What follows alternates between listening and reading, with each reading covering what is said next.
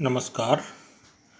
इससे पूर्व के व्याख्यान में हम आदर्श अनादर्श विलयनों को परिभाषित कर चुके थे और ये निर्धारित किया था कि वे विलयन जो रॉल्स लॉ का पालन करते हैं, जिनके विलेय विलायक अणुओं के मध्य लगने वाले अंतर आणविक बलों का मान विलेय विलेय विलायक विलायक अणुओं के मध्य लगने वाले अंतर आणविक बलों के मान के बराबर होता है, आदर्श विलयन कहलाते हैं। आदर्श विलयनों के लिए हमने एक ग्राफ खींचा था और उस ग्राफ के आधार पर जो सरल रेखीय रूप में हमें प्राप्त हो रहा था, वे हम आदर्शता को परिभाषित कर पा रहे थे। ऐसे विलयन जो रॉल्स लॉ का पालन नहीं करते हैं, वो अनादर्श विलयन कहलाते हैं और आज हम अनादर्श विलयनों को डिस्कस करेंगे। जब विलेय विलायक अणुओं के मध्य लगने वाले अंतर आणविक बलों का मान विलेय विलेय विलायक विलायक अणुओं के मध्य लगने वाले अंतर आणविक बलों के मान से भिन्न होता है या कम होता है या ज़्यादा होता है, तो वह या वे विलयन रॉल्स लॉ का पालन नहीं करते हैं और रॉल्स लॉ से विचलन प्रदर्शित करते हैं। रॉल्स लॉ जो आदर्शता का माप है, से विचलन प्रदर्शित करने के कारण ये विलयन अनादर्श विलयन नॉन आइडियल सॉल्यूशन कहलाते हैं। जब विलेय विलायक अणुओं के मध्य लगने वाला अंतर आणविक बल का मान विलेय विलेय विलायक विलायक अणुओं के मध्य लगने वाले अंतर आणविक बलों के मान के बराबर नहीं होता है, तो वह या तो इन बलों से अधिक होगा या कम होगा। अधिक होने पर एक प्रभाव पड़ता है और कम होने पर दूसरा प्रभाव पड़ता है। इस आधार पर हम अनादर्श विलयनों को भी दो भागों में विभाजित करते हैं। नंबर 1, वे अनादर्श विलयन जो रॉल्स लॉ से धनात्मक विचलन प्रदर्शित करते हैं। Solutions, non ideal solutions showing positive division from Rawls law. Number 2, वे विलयन जो रॉल्स लॉ से ऋणात्मक विचलन प्रदर्शित करते हैं। Solutions showing negative division from Rawls law. धनात्मक और ऋणात्मक विचलन इस तथ्य के आधार पर निर्धारित किया जाता है कि रॉल्स लॉ के द्वारा जो किसी विलयन का वाष्प दाब होना चाहिए, उस वाष्प दाब की तुलना में यदि किसी विलयन का वाष्प दाब अधिक प्राप्त होता है, तो वो धनात्मक विचलन प्रदर्शित करने वाले विलयन कहलाते हैं, और यदि वह कम प्राप्त होता है तो वे ऋणात्मक विचलन प्रदर्शित करने वाले विलयन कहलाते हैं। अब हम इन दोनों ही प्रकारों को एक एक करके डिटेल में स्टडी करते हैं। और पहले हम लेते हैं धनात्मक विचलन प्रदर्शित करने वाले विलयन। धनात्मक विचलन प्रदर्शित करने वाले विलयनों के लिए, जैसे मैंने अभी बताया था, कि ये विलयन उन द्रव्य युग्मों से बने होते हैं जिनके वाष्प दाब का मान रॉल्स लॉ द्वारा निर्धारित वाष्प दाब के मान से अधिक प्राप्त होता है। अब कारण कि ऐसा क्यों होता है, ये उसी स्थिति में होगा जब वाष्प दाब का मान बढ़ रहा हो, अर्थात विलयन में या विलयन बनाते समय ऐसा कोई परिवर्तन हुआ है जिससे जो अपेक्षित वाष्प दाब है उसकी तुलना में अधिक वाष्प दाब हमें प्राप्त हुआ। और ये कब हो सकता है? ये तब हो सकता है जब विलेय और विलायक अणुओं के मध्य लगने वाले अंतर आणविक बल इंटरमॉलिक्यूलर फोर्सेस का मान विलेय विलेय विलायक विलायक अणुओं के मध्य लगने वाले अंतर आणविक बलों के मान से कम हो जाए।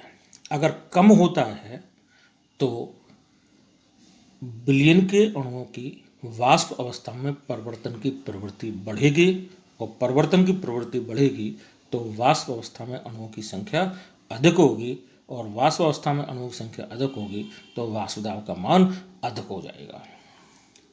तो अब आप ये समझ चुके होंगे कि ऐसे द्रव्य युग्मों द्वारा बने विलयन जिनके अणुओं के मध्य लगने वाले अंतर आणविक बल अर्थात विलेय विलायक अणुओं के मध्य लगने वाले अंतराणविक बलों का मान विलेय विलेय विलायक विलायक अणुओं के मध्य लगने वाले अंतराणविक बलों के मान से कम हो जाता है और कम होने के कारण वाष्प दाब का मान बढ़ जाता है। यदि हम इस प्रवृत्ति को टेंडेंसी इस वक्र द्वारा समझें तो हमारे और आसानी से समझ में आएगा। इस वक्र में x इज इक्वल टू 100% ए को प्रदर्शित करता है और यहाँ x भी इज इक्वल टू 100% बी को प्रदर्शित करता है। जैसे जैसे ए में बी मिलाते जाते हैं और यदि ये आदर्श व्यवहार प्रदर्शित करता है तो ये वाली जो डॉटेड लाइन है ये उस घटक ए के द्वारा प्रदत्त आंशिक वाष्प दाब को प्रदर्शित करेगा। लेकिन यहाँ पर ये देखिए कि आंशिक वाष्प दाब तो आदर्श स्थिति में है और ये वाली जो डार्क लाइन है ये जो उसका रियल बिहेवियर है उसमें प्रदर्शित कर रही है। तो जो उसका रियल बिहेवियर है उसमें वाष्प दाब का मान आदर्श व्यवहार के वाष्प दाब के मान से अधिक है। किसी भी कंपोजिशन में देखें, जैसे यहाँ ये देखें तो ये इससे अधिक है। यही पॉजिटिव डेविएशन है। इसी प्रकार घटक बी में ए मिलाते हैं तो आदर्श व्यवहार इस लाइन द्वारा और जो वास्तविक व्यवहार है धनात्मक विचलन के साथ इस व्यवहार द्वारा प्रदर्शित होता है। और विलयन का जो कुल दाब है, ये जो लाइन है, इस लाइन में ये डॉटेड लाइन आदर्श व्यवहार को प्रदर्शित करती है, लेकिन ये डार्क लाइन है ये इसके वास्तविक व्यवहार या अनादर्श व्यवहार को प्रदर्शित करती है। और किसी भी कंपोजिशन पर वास्तविक व्यवहार का मान आदर्श व्यवहार के मान से अधिक है, धनात्मक विचलन प्रदर्शित होता है। इस ग्राफ के द्वारा हमें संपूर्ण व्यवहार प्रदर्शित हो रहा है कि कैसे कैसे हम कंपोजिशन परिवर्तित करने पर आदर्श व्यवहार और वास्तविक या अनादर्श व्यवहार प्रदर्शित हो रहा है। जब हम इस व्यवहार को समझते हैं तो इसका जो मुख्य कारण था वो क्या है कि विलेय और विलायक अणुओं के मध्य लगने वाले अंतराणविक बलों का मान विलेय और विलायक में जो लग रहा था उसकी तुलना में अधिक हो जाता है। जब आकर्षण बल का मान विलेय और विलायक में कम हो रहा है, इसका मतलब स्थायित्व घट रहा है, तंत्र की ऊर्जा बढ़ रही है। अर्थात हम कह सकते हैं कि विलयन में जो निहित ऊष्मा है उसका मान विलेय और विलायक दोनों की कुल ऊष्माओं के मान से अधिक होता है। अतः एंथैल्पी परिवर्तन धनात्मक होगा, या हम ये कह सकते हैं कि विलयन की एंथैल्पी विलेय और विलायक दोनों की कुल एंथैल्पियों से अधिक होगी। अर्थात डेल्टा एच मिक्सिंग जो एंथैल्पी परिवर्तन को प्रदर्शित कर रहा है का मान 0 से अधिक होगा। इसी प्रकार से जब अंतराणविक बलों का मान घट रहा है तो घटने पर अणु एक दूसरे से पहले की तुलना में अधिक दूरी पर रहते हैं, तो विलयन का आयतन विलेय और विलायक दोनों के आयतनों से अधिक हो जाता है। अर्थात जो आयतन परिवर्तन है विलयन बनाने पर वो 0 से अधिक होता है। जैसे हम एक उदाहरण लेकर के समझ लेते हैं। माना विलेय का 1000 ml विलायक का 1000 ml हमने लिया है, तो दोनों मिलाकर के 2000 ml हुए, लेकिन विलयन का आयतन 2000 ml से अधिक प्राप्त होता है। जब विलयन का आयतन 2000 अधिक से जितना अधिक प्राप्त हो रहा है वही क्या है, डेल्टा वी मिक्सिंग है। इनमें जो अंतर आणविक बलों के मान में कमी आती है वो अणुओं के मध्य पहले से उपस्थित कोई भी एक्स्ट्रा फोर्स जैसे हाइड्रोजन बॉन्ड आदि जब विलयन बनाते हैं तो उसका कम हो जाना है। जैसे इथेनॉल साइक्लोहेक्सेन मैंने उदाहरण के रूप में ले रखे हैं। तो इथेनॉल कि मॉलिक्यूल एक दूसरे से हाइड्रोजन बॉन्ड के द्वारा जुड़े रहते हैं। जब हम इसमें साइक्लोहेक्सेन मिलाते हैं जो न्यूट्रल है, तो साइक्लोहेक्सेन मिलाने पर दो इथेनॉल मॉलिक्यूल्स के बीच में जब एक साइक्लोहेक्सेन आ जाता है तो उनके बीच में हाइड्रोजन बॉन्ड नहीं बनेगा।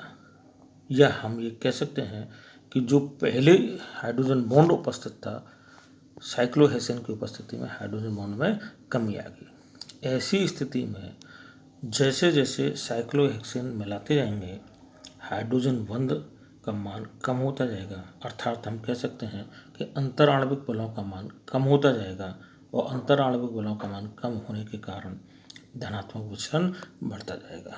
अन्य उदाहरण भी हैं इसी तरीके से। Acetone, carbon disulphide, acetone hydrogen bond होता है। Benzene, acetone, carbon tetrachloride, benzene. इसी प्रकार से जब हम नेगेटिव विचलन प्रदर्शित करने वाले विलयनों को अगर हम देखें, तो नेगेटिव विचलन वो विलयन प्रदर्शित करते हैं जिनमें विलेय विलायक अणुओं के मध्य अंतर आणविक बल का मान बढ़ जाता है।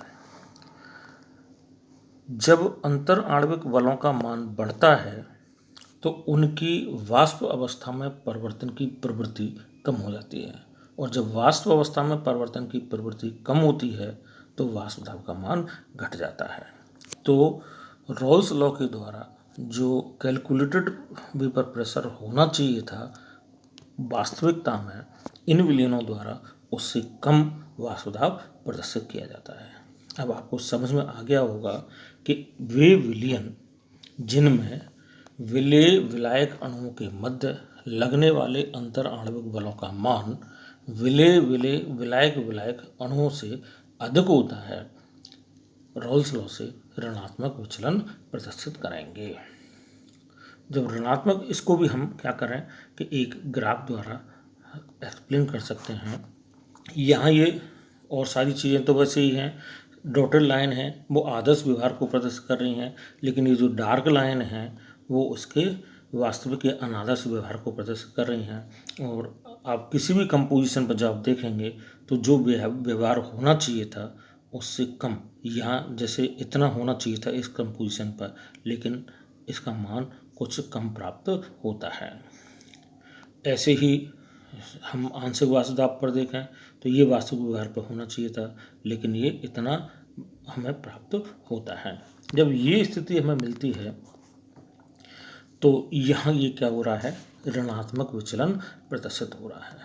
इस ऋणात्मक विचलन को भी हम जो ऊष्मा परिवर्तन और आयतन परिवर्तन के सापेक्ष अभिव्यक्त कर सकते हैं।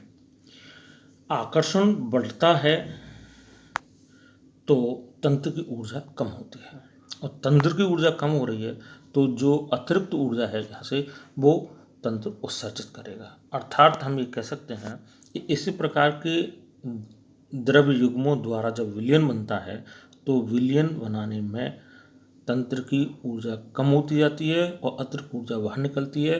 अतः कह सकते हैं कि ये एक्सोथर्मिक प्रोसेस, ऊष्माक्षेपी प्रक्रम होता है, और ऊष्मा परिवर्तन डेल्टा एच का मान 1 से कम अर्थात ऋणात्मक होता है। अंतर आणविक बलों का मान बढ़ने के कारण विलेय और विलायक के अणु तुलनात्मक रूप से अधिक नजदीक रहते हैं, जिससे विलयन का आयतन विलेय और विलायक दोनों के आयतन से के योग से कुछ कम होता है, अर्थात delta we mixing less than 0 अर्थात ऋणात्मक होता है। इसे भी हम उसी उदाहरण से समझ लेते हैं। जैसे विलेय का 1000 ml है, विलायक का 1000 ml है, दोनों को मिलाया, विलयन का आयतन 2000 ml होना चाहिए, लेकिन इंटरमोलिकुलर फोर्सेस बढ़ गए, इस कारण से विलयन का आयतन 2000 ml से कुछ कम प्राप्त होता है, तो डेल्टा वी मिक्सिंग का मान ऋणात्मक होता है। यहाँ पर पॉजिटिव डेविएशन की तुलना में अंतर होता है। किस प्रकार से, क्योंकि वहाँ पर जैसे हाइड्रोजन बॉन्ड ब्रेक हो रहे थे, लेकिन यहाँ पर जब दोनों को हम मिलाते हैं तो दोनों के बीच में किसी भी तरीके का डाइपोल डाइपोल इंटरेक्शन हो, हाइड्रोजन बॉन्ड बन जाए या कोई और कारण हो जिससे फोर्स ऑफ अट्रैक्शन का मान बढ़ जाता है। जैसे यहाँ उदाहरण है इसके, एसिटिक एसिड और पिरीडिन दोनों में एसोसिएशन होता है, क्लोरोफॉर्म बेंजीनोल दोनों में एसोसिएशन होता है, chloroform plus ether, acetone plus aniline, water plus HCl etcetera. ये सारे एग्जांपल्स ऐसे हैं जिनमें दोनों को मिक्सअप करने पर अंतर आणविक बलों का मान बढ़ जाता है और ये ऋणात्मक विचलन प्रदर्शित करते हैं। अब नेक्स्ट टॉपिक में हम कोलिगेटिव प्रॉपर्टीज़ को स्टडी करेंगे। Thank you.